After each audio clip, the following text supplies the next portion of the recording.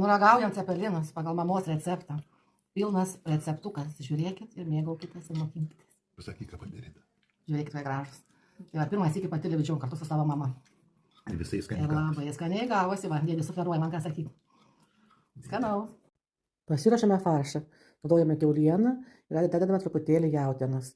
Nu taip, jeigu kilogramas kiaulienos, tai 300 gramų jautienos. Druskos, juodųjų pipirų, kvapniųjų pipirų ir viską gerai išmaišome. Dedame česnako kapoto ir susmulkintą svogūną. Ir vėl gerai išmaišome ir leidžiame mėsai tada marinuotis.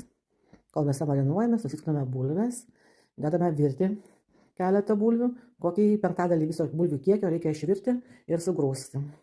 O kitas bulves, kaip matote, koks skirtumas bulvių virtų ir žalių. Nu, žalias bulves sarkuojam, jas dedam vitamino C, va ten įspaudėm, sutrupinom kapsulę, tabletę, kad bulvės nepavaduotų, kai dėti vitamino C. Dedame į faršą bulvių tarkio, kad faršas būtų minkštesnis ir sultingesnis, va pagalbininkas Leo. Nu, va, svarbu labai gerai nusunkti, nuspausti bulves. Tai va, kas skystį supilame į bliūdelį, laukiam, kol sustos krakmolas, įdedame vitamino C, dar druskos dedame į tarkį, nepagailėm druskos, bulvės mėgsta druskyti, gerai permaišome viską. Nu, sudedam tada tas tvirtas bulves, nupilame vandenį nuo skystį nuo bulvių, kur ten susikaupęs, ir va, tą likusį krakmolą, kuris susistojo, sudedame vėl į tarkį. Gerai išmaišome. Nu ir ką, metas lipdyti cepelinus. Pasibarstome miltais, kad neliptų prie lentelės ir pradedame formuoti. Taip pat ruošiamės padažą. Sūdyti lašinukai. Nu, vat. Pasiruošiam paplotėlį, dedam mėsytę ir viską gražiai, tvarkingai užspaudom.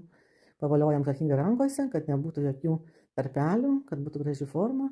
Mėsytė būtų visiškai gerai išklijuota. Čia aš pati jau bandau padaryti, pirmą mama pabandė.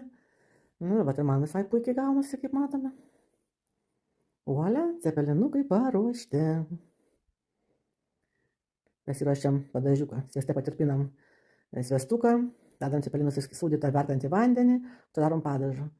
Spirgučius, lašinukus sūdytus, čia spirgučių padažą su svogūnais kepintis, matot, spirgai lydyti su svogūnais, dėsim miltų ir pieno patočią, o čia sūdyti lašinukai su svogūnais ir irgi dėsime miltus ir pieną. Man patinka padažiukas labiau su lašinukais, o tėčiui su spirgučiais.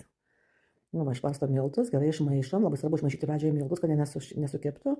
Ir va tada įpilam pienuką, po trupučiuką pilam, užverdam, maišom, o gaunasi graži masė. Cepelinus dedam 20 minučių.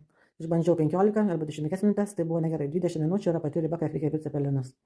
Ir va, mėgaujamės.